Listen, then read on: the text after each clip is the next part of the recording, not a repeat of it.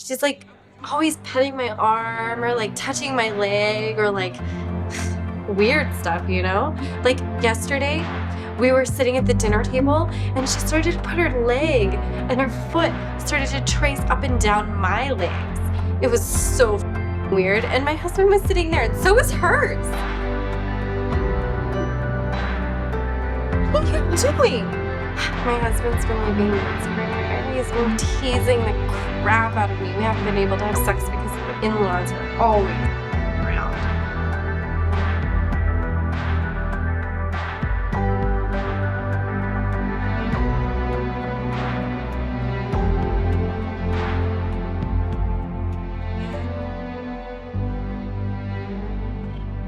Are you kidding me? Cherie, you're my mother-in-law. You can't do this. The second scene of the film unfolds as a tense domestic chamber piece that uses the familiarity of family space to interrogate the quiet ways women's boundaries are tested, negotiated, and sometimes overridden, offering a narrative that is less about shock than about the emotional architecture of discomfort, secrecy, and self-recognition that can emerge when women's desires are rendered unspeakable. Samantha's weekend at her in-laws' home is framed initially through relief and isolation, a paradox that many women recognize when marriage places them inside extended family systems that promise support while subtly erasing individuality, and her phone call with her friend Tara functions as an emotional lifeline, a space where she can articulate unease without fear of judgment. Samantha's descriptions of Cherie's behavior are careful and searching, rather than accusatory, marked by confusion as much as alarm, and the film emphasizes her effort to interpret what she experiences through socially acceptable language, repeatedly questioning whether she is misreading signals or overreacting to gestures that, in a heteronormative context, might be dismissed as harmless. This self-doubt is a crucial element of the scene's emotional realism, reflecting how women are often conditioned to second-guess their instincts, especially when discomfort arises in relationships framed as familial or nurturing. Samantha's attempt to reframe the weekend positively by focusing on her husband's playful notes reveals another layer of emotional labor, as she works to reassure herself that her primary romantic narrative remains intact, even as the environment around her refuses to accommodate genuine intimacy. The presence of the in-laws, always nearby, creates a sense of surveillance that mirrors broader social pressures on women to remain composed, grateful, and available, while postponing their own needs indefinitely. When Cherie appears unexpectedly in the kitchen, the film avoids sensationalism by focusing on Samantha's startled reaction and immediate assertion of boundaries, highlighting her instinctive need for clarity and safety rather than any curiosity about what is being offered. Samantha's insistence that nothing inappropriate will happen is delivered not with anger, but with a desperate hope that naming a boundary will be sufficient to restore order. And Cherie's response, framed as persuasive and confident, introduces the scene's central ethical tension. From a critical perspective, Cherie is not portrayed as a caricature of predation, but as a woman whose own longing has been shaped by a lifetime of repression, entitlement, and emotional displacement. Yet the film remains clear-eyed about the imbalance of power inherent in her pursuit. Cherie's assurances that Samantha's life could be changed by a single day are presented as emotional manipulation rather than romance, invoking a familiar cultural trope that promises transformation while disregarding consent, context, and consequence.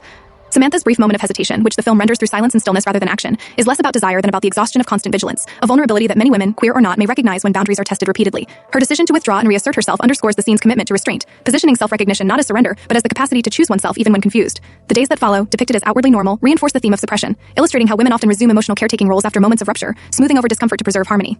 The early morning discovery of notes on the computer reintroduces the motif of secrecy, but this time Samantha interprets it through the lens of her marriage, revealing how heteronormative assumptions shape expectation. Her excitement is portrayed not as naivety, but as a longing for validation and attention that has been deferred. And the ritual she follows is framed as an attempt to reconnect with a version of herself that feels desired and chosen. The use of a blindfold functions symbolically rather than literally, representing the ways women are encouraged to trust systems and narratives that may not deserve that trust, and to surrender agency in the name of romance or duty. The eventual revelation that the person behind her is Cherie is handled with deliberate gravity, not as a twist designed to provoke, but as a culmination of unspoken tensions, forcing Samantha to confront the reality she has been trying to explain away. At this moment, the film's queer lens becomes especially important, because it refuses to eroticize the shock and instead centers Samantha's internal reckoning, her need to reconcile bodily awareness with ethical clarity. The question of what Samantha will do is posed not as an invitation to spectacle, but as an exploration of choice under pressure, highlighting how women are often expected to manage others' desires even when those desires threaten their autonomy.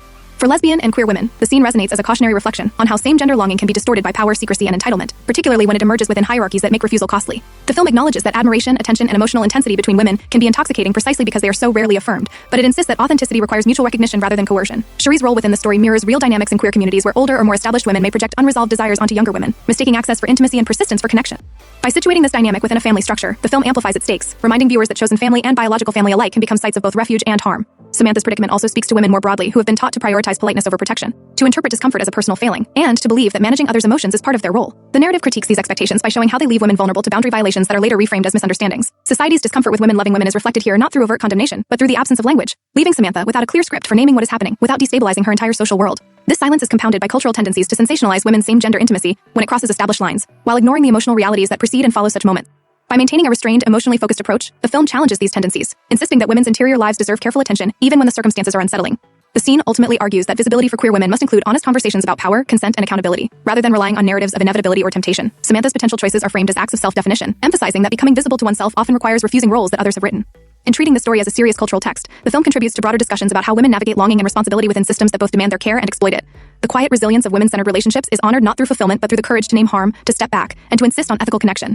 This scene, like the film as a whole, is not about provocation but about truth, asking viewers to sit with discomfort and recognize that women's love, whether romantic, emotional, or aspirational, deserves space to exist without distortion, coercion, or erasure, and that the ongoing process of self-recognition is inseparable from the courage to protect one's own boundaries in a world that too often confuses women's availability with consent. The film deepens this argument by allowing silence, routine, and repetition to carry meaning, showing how easily unsettling experiences are folded back into daily life when women feel there is no safe avenue for disclosure, and this normalization of unease becomes its own form of critique. Samantha's internal negotiation after the revelation is not resolved on screen, which is a deliberate refusal of closure that mirrors real experiences where clarity arrives slowly, if at all, and often without the validation of witnesses. For queer viewers, especially those who have navigated complex dynamics with authority figures or within family-adjacent spaces, this ambiguity can feel both unsettling and affirming, acknowledging that not all stories end with catharsis, yet still offering recognition. The film's emphasis on thought over action reinforces its commitment to emotional realism, privileging the moment when a woman recognizes her own discomfort as meaningful, rather than dismissible. Cherie's characterization, while ethically troubling, is treated with psychological specificity, suggesting how years of unmet desire can curdle into entitlement when unexamined, a pattern that queer communities themselves must confront with honesty. By refusing to romanticize persistence, the narrative aligns itself with contemporary conversations about consent that extend beyond overt refusal to include context, pressure, and vulnerability. Samantha's marriage, rather than serving as a simplistic barrier, is portrayed as another structure shaping her self-concept, one that provides stability while also circumscribing how she understands her own needs. This duality allows heterosexual women to see themselves in her struggle, recognizing how marriage can both affirm and obscure identity, particularly for women socialized to be adaptable. The film also gestures toward the role of friendship as a site of truth-telling, with Tara representing the outside perspective that validates Samantha's feelings without demanding immediate action, underscoring the importance of women-centered support networks. In situating these conversations within everyday settings, the film resists the notion that queer self-discovery must be dramatic or transgressive, instead portraying it as a series of small recognitions that accumulate over time. The kitchen, the hallway, the bedroom become symbolic spaces where private thoughts surface, reminding viewers that identity is lived in ordinary moments. The absence of male presence in the scene's emotional core further recenters women's experiences, suggesting that the most significant conflicts arise not from competition, but from misaligned expectations and unmet needs. This focus challenges narratives that frame women's same-gender connections primarily in relation to men, asserting their intrinsic significance. As a cultural text, the scene invites reflection on how boundaries are taught, respected, or ignored, and how women learn to articulate limits in environments that benefit from their silence. It asks viewers to consider the cost of politeness, the burden of interpretation placed on those who feel unsafe, and the courage required to trust one's own perception. In doing so, the film aligns with a broader queer feminist tradition that values self-trust as a radical act. The unresolved ending is not a failure of storytelling, but a statement of intent, emphasizing that the work of ethical intimacy is ongoing and often incomplete. By ending in uncertainty, the film honors the complexity of women's lives, resisting the urge to tidy discomfort into moral lessons. Instead, it leaves space for viewers to bring their own experiences into dialogue with the narrative, fostering empathy rather than judgment. Ultimately, this scene reinforces the film's overarching commitment to portraying women's relationships with seriousness and care, insisting that love, longing, and boundary setting are not opposites but interconnected practices. It affirms that women's emotional truths deserve respect even when they challenge social harmony, and that recognizing oneself sometimes means choosing discomfort over compliance. In a media landscape that often reduces women's intimacy to spectacle, this restrained, reflective approach stands as an act of resistance, offering a vision of connection grounded in accountability, mutual recognition, and the quiet strength required to say no when necessary, and to say yes only to relationships that honor the full humanity of everyone involved. This commitment to nuance is what ultimately distinguishes the scene, inviting sustained reflection rather than immediate reaction, and encouraging viewers to reconsider how often women's stories are simplified to fit comfortable narratives.